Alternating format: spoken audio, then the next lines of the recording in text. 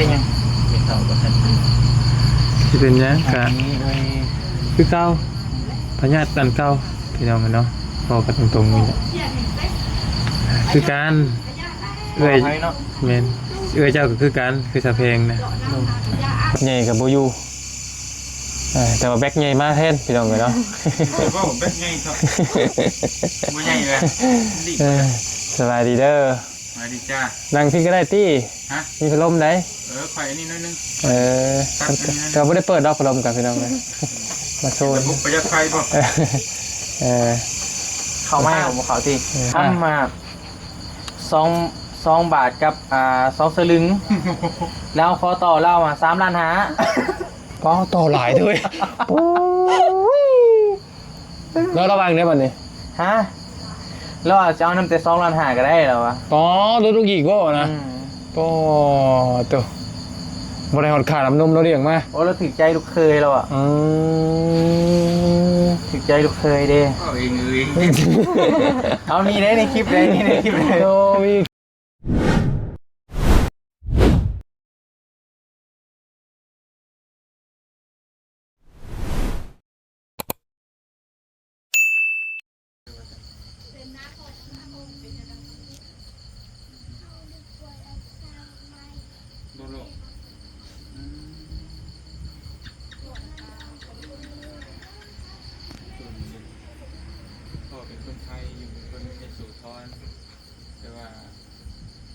เอ็ดไปบ้านผมมาเลยทางพี่ก็ออกกันนะนี่ให้ไอ้ดิให้แล้วนี่กะโอ้ยกระบาดเลยโบหันนะพี่ละลองเลยนี่ก็ให้เพราะทั้งนี้บ้าน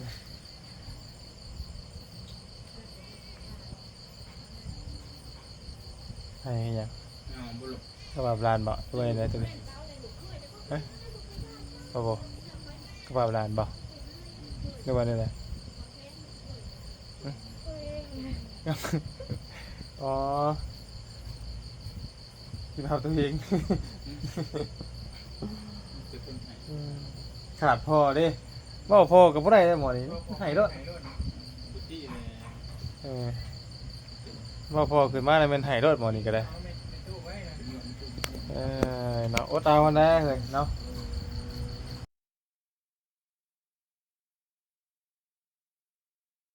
คนไปได้ดีโปรย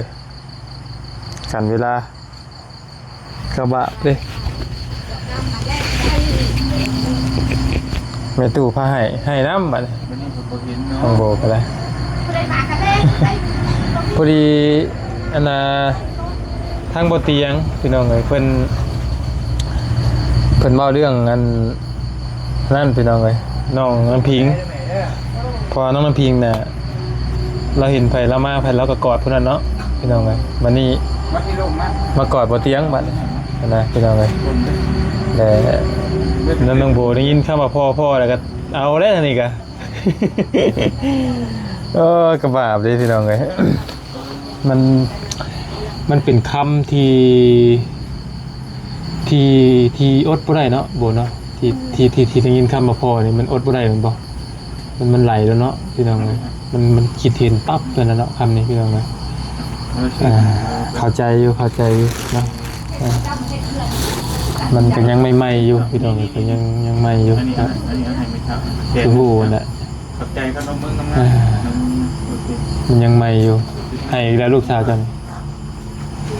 แม่ก็ให้อีกแล้วพูไม่ให้แล้วพูโอ้ยกระบาดดิเนาะคนเสียไปเลยจะคิดในไหนแน่โบยให้กับผู้วชิซอยนั่นเลยอันนี้นะมันเบาเนี่ย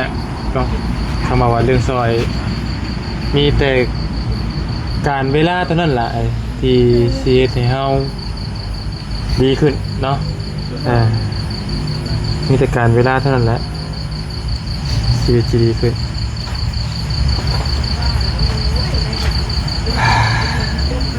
วนไปดูเรื่องนี่นะคือขนมปัง เป็นหยังนะ โอ้ส่วน บ่ เรียนมันก็ เป็นหยัง มีเท่ากับท่าน สิเป็นหยัง อั กะ นนี้ไว้ คือเก่าพญาติอันเก่าพี่น้องกันเนาะพอกันตรงๆนี่แหละคือการเอ้ย ไว้เนาะ แม่นเอ้ยเจ้าก็คือการคือสะเพงนะคนในเฮือนนะเพิ่นเทื่อไปเบิ่งรูปพ่ออยู่ในอันในหม่องใต้ทูบแล้วก็ให้สิฮอดเลยคิดมาเห็นแล้วมันตามใจได้ให้คืออันแม่น้องเตอร์กับพี่น้องเอ้ยเนาะก็มันยังใหม่ๆอยู่แต่ละคน บ่ให้ดอกเราไปดีเลยดิ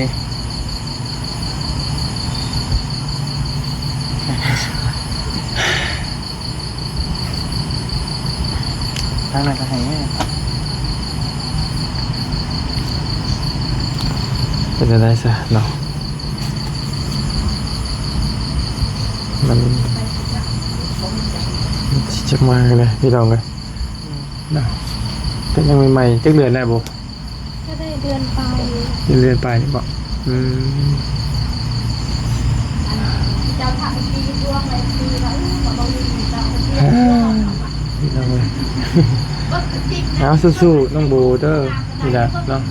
สู้ๆต้องว่ากันอีกรอบหนึงพี่น้องเลยพี่น้องเลยมาต่อกันอีกรอบหนึงพี่น้องเลยอยู่กระตูบเฮาคือเก่าอีแหละพี่น้องเลยเนาะคักกระตูบนี่บริวัติใหม่นี่คักเป็นหยังไงนี่เนาะแต่นี่ก็โอเคอยู่พี่น้องเลยเนาะ ไปเด้อพี่เด้อ ไปดีเด้อ รอบหนึงพี่น้องเลยเมื่อกี้นี่ก็น้องโบให้พี่น้องเลยเนาะกระบาดอยู่เฮ็ดจังได๋ฮู้ว่าเฮากับฮู้ว่าสิซอยน้องเพิ่นเท่าไหร่นะพี่น้องก็เลิกงานมื้อเอ้ยสบายดี ได้อ่ะพอจะมาจะบ่มื้อนี้ เดี๋ยวก่อน เจอกัน กำลังมากำลังมา กำลังมาเลิกลื่นจังได๋ก็มาเนาะเราสิฮอดลูกไผลูกชายเราพี่น้องเลยเนาะ เมื่อไหร่แล้วลูกชายอยู่นี่เนาะเป็นห่วงลูกชาย ทางมือได้เขาบ่ได้ไปนํเราเนาะ อืม แต่กระบะเรา เบิ่งงานอยู่นี่แล้วกัน แม่นอยู่ช่วงนี้มันกำลังร้อนอยู่เด้พี่น้อง โด เลย ยกำลังแบบซื้อเครื่องซื้อหยังอ่ะ แม่น ก็ต้อง เดี๋ยวเพิ่น ได้อยู่ เอานั่นเอานี่ โดย อยากได้นั่นอยากได้นี่ก็ยากเลยพี่น้องเลยเนาะมันสิยากกันนะพี่น้องเลยเนาะก็เลย ต้องอยู่นี่ก่อน เนี่ยจนบ่ยาวกะว่าตรงๆกะคือบ่ยาวแบบบ่มีหยังอะไรพี่น้องไปทางอื่นก็เลยอยู่เบิ่งน้ำน้องวี่ถ่ายคลิปถ่ายหยังน้ำน้องเพิ่นก็ โดย ต่าง ก็ เบิ่ ซ ง อยอยู่ซอยกันนั่นแหละ แม่ ไอ้เพิ่นก็ปรึกษาไอ้เพิ่นนั่นแหละเพิ่นน้องบ่ ต่างเบิ่งงานเลยพี่น้องเลยครับไปทางอื่นก็งานรับผิดชอบเฮาก็บ่มีนะพี่น้องมันก็กับบ่ปานใดนะว่าง่ายๆก็เนาะแล้วก็ โดย เคสใหม่ๆก็ทางเมืองก็พอมีอยู่แถวๆใกล้ๆนี่ก็บ่แต่ก็ยกตัวอย่างน้องไข่พักกันกับเห็นอยู่พี่น้องเนาะฟังเบิ่งมื้อสิไปเบิ่งพี่น้องเนาะไข่พักกันกระบะอยู่ได้เห็นน้องเมฆไปแล้วมื้อนี้ เมื่อกี้นี่ก็มีน้องๆการตะกะแตนเนาะพี่น้องเอ้ย โดย ยีบน้องๆการตะกะแตนจักเพิ่นการได้น้องโบจักเพิ่นอยู่บ่ ฮู้จักบ่ล่ะ พ่อหูจักอยู่คนในบ้านค่ะนะ อืมพี่น้องเอ้ยมาถามความรู้สึกของทางน้องโบอีกรอบหนึงก่อนพี่น้องเอ้ยเนาะในห้านได้หยังแล้วก็ดีใจอยู่ได้เรื่องนั้นเนาะพี่น้องเอ้ยแต่ว่า โดย แต่น้องเคยคิดบ่ว่าเฮียทานมากินข้าวมาแล้วบ่ยังบ่ได้กินเด้อเฒ่า ไอ้เข้าใจแล้วว่าคือว่าถ่ายคลิปนี่แต่ละคนนี่ โดย แต่ยังฮู้ว่าน้องไอ้ถามไอ้ต้องถามไว้ที่กันน้องพอฮู้จักที่มาก่อนบ่ บ่เลยบ่เคย ฮู้จักแต่ค่อย ฮู้จักตอนไหนบ่เดี๋ยวจะขอตัดบทตัวนี้ อันฮู้จักตอนไหน หูจักกับตอนมามือนะคะแหละมือกลับมาแล้วเขาเวนเบานิวค่ะนะ ก่อนท่านบ่ได้จักบ่บ่ได้เคยเห็นในโทรศัพท์มีหยังบ่ โบ่ แต่เขาเตียวเขาบ่ดีนี่เคยบ่เห็นมันผ่านบ่ เห็นผ่านๆค่ะนะ ยกตัวอย่างให้เตียงดิ เห็นไอเตียงก็เห็นผ่าน แต่ความรู้สึกน้องฝึกนี่แหละก็คือสมัยยังธรรมดาเนาะยกตัวอย่างแบบว่าก็ธรรมดา แต่ว่าอยู่ๆมีบอสคือ คือยังยกตัวอย่างคือยกตัวอย่างคือบ่เตียงนี่ โดย แล้วก็คือบอลี่แบบนี้คือน้องรู้สึกยังไงแบบจากที่น้องเคยเบิ่งคลิปเพิ่นอยู่ๆปุ๊บกับน้องบ่คิดว่าจะมีทีมงานมาหุ่มหลายปานนี้มาแวะเวียนแบบนี้ ก็ตกใจเลยเพราะว่าเขาเคยเห็นแต่ผ่านๆเขาก็บ่คิดว่าเพิ่นสิมาหาเฮาอหยังประมาณนี้หั้นนะ และสิว่าเลยว่าพี่น้องเอ้ยอันหมู่ไปแล้วไปตามไปทางอื่นนี่หมู่เคยถามเจ้าบ่ว่าชุมอ้ายมาเฮ็ดหยัง มีคนฟ้องเจ้าอยู่บ่ บ่แหละ บ่มีบ่ แม่น ต้องปัจจิบ่มีจักคนเลย มีแต่หมู่ค่ะบ่ค่อยถามดอก ส่วนมากค่อยถาม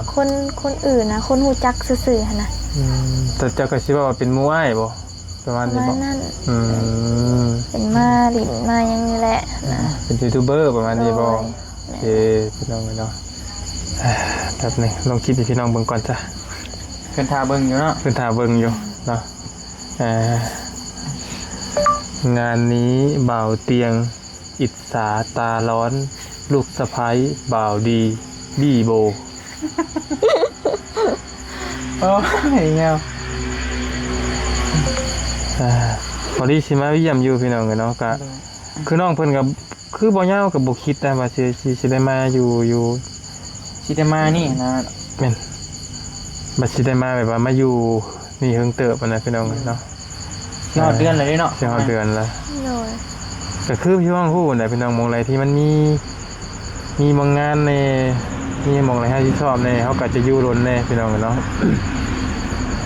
แล้วก็บวกกับเพื่อนน้องโบนี่มันเป๊ะทาง โดย มันเป็นเพื่อนแปรทางนะมันบกไก่นะพี่น้องอยู่รักสะฮุกนี่ก็พอไปพอมาเนาะพอไปพอมาแต่ก็โอเคแล้วนี่ก็ถือว่ามีไอ้เพิ่นมาหุ่มมาหยุ่มเนาะพี่น้องเลยมาอบอุ่นเพื่อนทุนชานแต่ละมื้อประตูมีตู้บ่รำคาญบ่ บ่ คือมาพากันโทรจริงแต่ละมื้อ เพิ่นก็บ่ได้ว่าหยังหั่นนะยังดีใจแหละลูกหลานมาหั่นนะ ก็ปุ่นเนาะ โดย อบอุ่นแต่บาเตยนี่บ่เห็นเลยเด้อพี่น้องเด้อมื้อนี้เนาะเพราะว่าเพิ่นน่ะจะมานอนอยู่เฮือนเพิ่นเนาะคือสิบ่มาแล้วเบิ่งนี่บ่มีเราก็เงียบๆแบบนึงอยู่เนาะ แม่ แม่น อ่า เงียบเงาเลย บ่มีใบเตยนี่ก็เงียบๆเงาๆแบบนึงอยู่พี่น้องเอ้ยบ่มาแล้วเมื่อคืนนี้เราก็มานอนพุ่นเหรอวะ แม่นแหละ คืนนี้มานอนพุ่นเนาะเด้อน้องบี้ก็พาบ่เตียงไปเอาข้าวเอาน้ำไปให้ทางไปตู้พันพี่น้องเอ้ยจำขึ้นใจได้ไปตู้พันบัด มีตู้พัน แต่ว่าดินนอนต้นหญ้าแล้วของเราน่ะบ่ โดย แม่บ่ล่ะ แม่ ของเราเนาะเราอยู่กับลูกสองชายของคนบ่ แม่ จุมเจ้าไปคิดจังได๋จุมเจ้าคือได้ไปถ่าย เอาเข้าไปให้เรา ถ่ายคลิปแล้วก็คือไอ้บี้เขาได้นำไปบัดจุมเจ้าคิดได้ได เพิ่นมานั่งหลินนำไม่เฒ่าหั่น ใน นะ เท่าเจ้านี่บ่ โดยก็คือสิว่าเราก็จมบ่มีข้าวกินหั่นนะ แต่จังหวะนั้นไผเป็นคนถ่ายคลิปไปเตยบ่ แม่นใบเตยเป็นคนถ่ายแล้วก็แรงๆมากกับผู้ที่ไม่เฒ่าอ่ะเอ้ยเอาอันเขาไปให้อันแม่พันธุ์ในเด้อว่าเพิ่นได้ยินว่าเพิ่นบ่มีข้าวกินหั่นนะเลยตักไปให้เพิ่นหั่นนะอันมื้องานเงินตัวพอเสียกะเพิ่นกะมาเฮ็ดเวียกนำได้มาเฮ็ดซอยมานอนอุ่นเฮือนหั่นนะ โดยปกติจุมเจ้าก็งานบ่เคย เคยเอาให้เราอยู่บ่ เคยเอาให้ต้นเพิ่นนั่นแหละตะกี้หาเพิ่นอยู่ผู้เดียวอยู่เฮือนผู้เดียวลูกหลานกะไปอยู่เฮือนไผเฮือนมันหั่นนะ อ๋อ บัดนี้หาลูกเพิ่นมาแต่ไทยหั่นน่ะก็อยู่กับลูกเดี๋ยวนี้ก็ โอเคพี่น้องเนาะแล้วก็รู้สึกไปไหนที่ผลงานตัวเองออกมาแล้วอ้ายเพิ่นผู้ใหญ่เพิ่นเห็นนะ กับปลื้ม ปลื้มเนาะ ใจแม่นเลย ปลื้มใจสุขใจแล้วเนาะพี่ แม่ น้อง สุขใจเลย มันเหมือนว่า ถึงมันสิน้อยเดียวเนาะถึงมันสิน้อยเดียวแต่มันก็เฮ็ดให้นำพา แม่น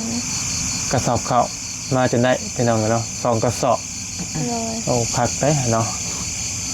เบิดปีละปีนี้ ฮะ กลุ่มเบิดปี เ แล้วบ่บ่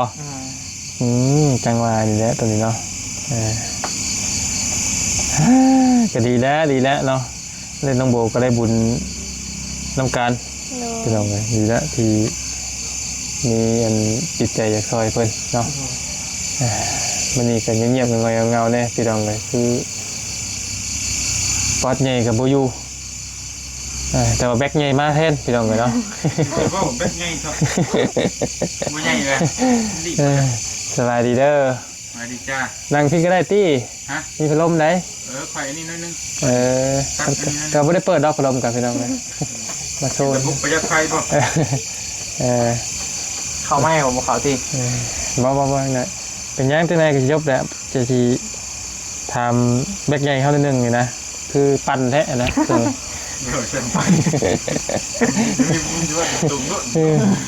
นี่จะถามเพิ่นอยู่ได้มันนี่คักบ่โอ้คัก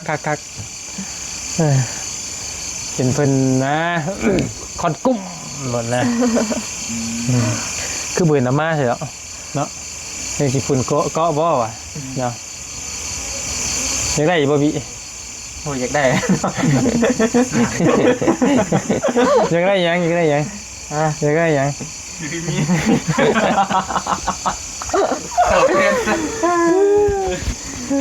แต่ว่าต้องว่าจบได้โอ้ยเดี๋ยวแบกใหญ่จัดให้ตรงบีเลยแบกใหญ่อยู่ห้านเราคุณล็อก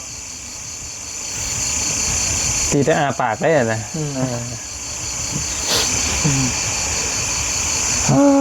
ห้อนเนาะพี่น้องเลยกระตูบมาเฮซักคือเก่าโอ้ย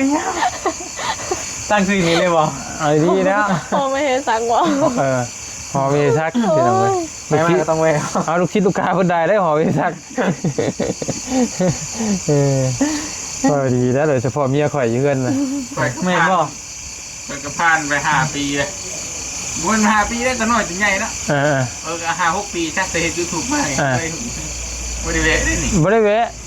ทำเวะกับเวะซูนิสู้เนาะเป็นยังไงไม่ได้เวะไอ้ดี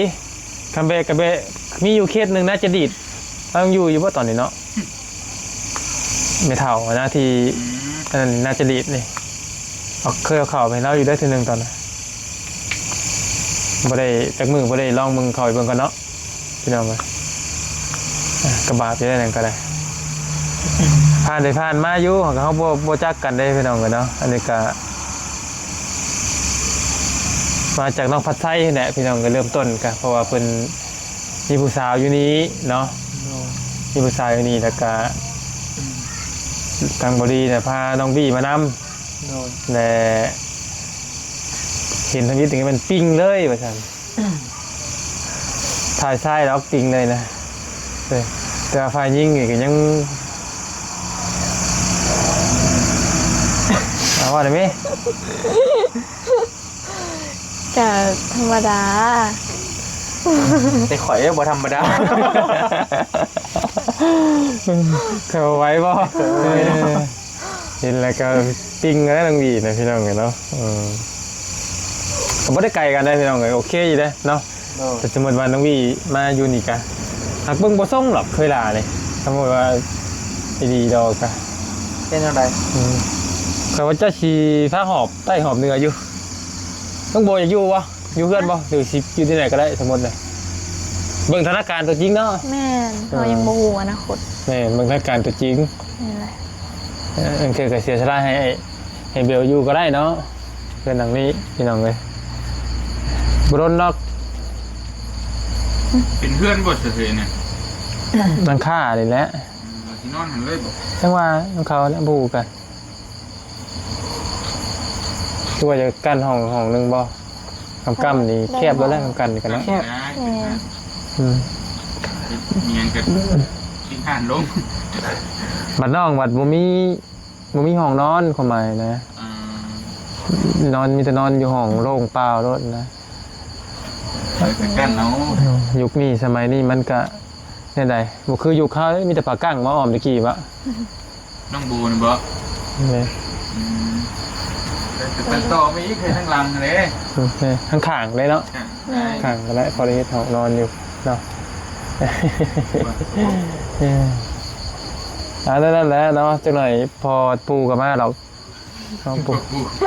ปูใช่ไหมมาอบอุ่นทานเราคือเก่ากิน เป็นฮอด เติมนึ่งยุบมันนี่น้องโบมันนี่2 มื้อเด้พากันอยู่กับน้องวี่เนาะมันกำลังฮ้อนเด้กำลังฮ้อนปกติจำข่อยกับว่าอยู่บนมือแบบนี้2 มื้อนี่น้องวี่เพิ่นแบบมายันสร้างเพิ่นเอานั่นเอานี่นะก็เลยอยู่ก่อนพี่น้องเลยเยอะหล่อเพิ่นมันนี่หลายคลิปเติบอยู่มันนี่เล่นหน้าเล่นหลังอยู่เพิ่น ด้วย โอ้มีน้ำจิ้มกุ้งแสดงว่ามีกุ้งด้วยนี่หักแล้วเนาะดีเถอะเนาะเราเอาใจลูกเคยแล้วได้อันบ่อยไอ้ฟังในพี่ ฮะ อันละเรื่องงานต่ออันคารองนะ ต่อขาดองเราบอก เรา ขาดองเราเอากำเพราน่ะ75 ล้านคำมา2 บาทกับ2 สลึงแล้วขอต่อเรา3 ล้านหา ป้อต่อหลายด้วยแล้วระวังได้ป่ะนี่ ฮะเราอาจจะเอาน้ำแต่2 ล้านหาก็ได้แล้ววะ อ๋อดูลูกหยีกว่านะป้อตัวบริหารขาดน้ำนมเราเรียงมา โอ้เราถึกใจลูกเคยเราอ่ะถึกใจลูกเคยเด้ เอาเอง เอานี่ได้ในคลิปเลยนี่ในคลิปเลย โอ้มีเอาเพิ่นมีดีเพิ่นไปต่อกันมันไปต่อรองกันเนาะ ร้อยเลยเนาะ ร้อย บ้านเมืองร้อยดี เฮ็ดได้เอ่ยเนาะ ฮะ คือว่าได้หมูมีแต่เบิ่งเรื่องตัวหันค่านี่เนาะ ก็แต่โมมี่ก็หยอกเราตลอดอยู่เราคนแบบคนใจดีแต่มาเมื่อแรกๆเขาก็ยังหยอกเราเลยนะเราบอกให้เราใจดี เราใจดีเนาะยกบ่ดีปานใดได้เฮาจากกันว่า70 ล้านคำบ่คือหลายลดลงมาบ่คือหลายเนาะ เดือนเท่านั้น เนื้อ3 ล้านหา 70 ล้านนะโอเค แท้แล้ว เว้ย จะสิแต่งให้เขาเลยว่าเลย แต่งให้กันเลยดี บอลใหญ่สิแต่งขาดองไง ได้โอเค บ่เตียงสิแต่งค่ารออันแต่งเมียให้บ่ เป็นนี่ไง โอ้คำนี่บ่เกี่ยวบ่คำ เกี่ยวนะเรื่อง คำบุกเกี้ยวอันนี้ว่าเลยแต่เงินเดี๋ยวมื้อหน้าจึงถามคำก่อน ฉันยังบ่ได้ต่อรองพวกคำพวกหยังบ่ ต่อว่าบ่ได้เราว่าคำ5 บาทนี่พอแห้งอยู่เนาะ เป็นมุ้ยดีบ่อีเนาะถามมื้อนั้น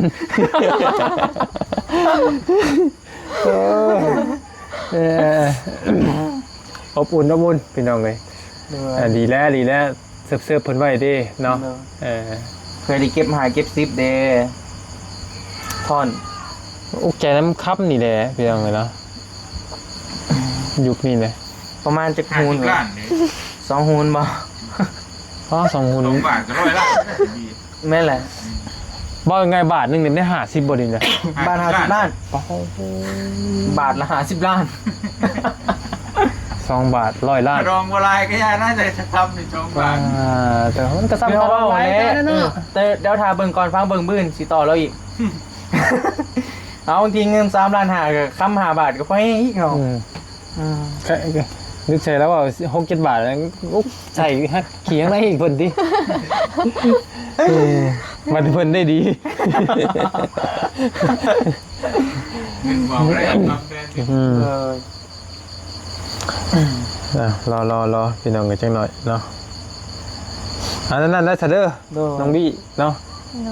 ขอให้สมบังเนาะเดี๋ยวเบิ่ง ใจลายเด้อ โอเคครับใจเรื่องยัง เอาไว้พรเด้ อ๋อโอเคเป็นยังขอให้สมบังเนาะตอนนี้อดเอาก่อนเนาะ ถ้ามือใดมันอดบ่ได้มันก็จำเป็นได้ อดไว้เนาะ โอเค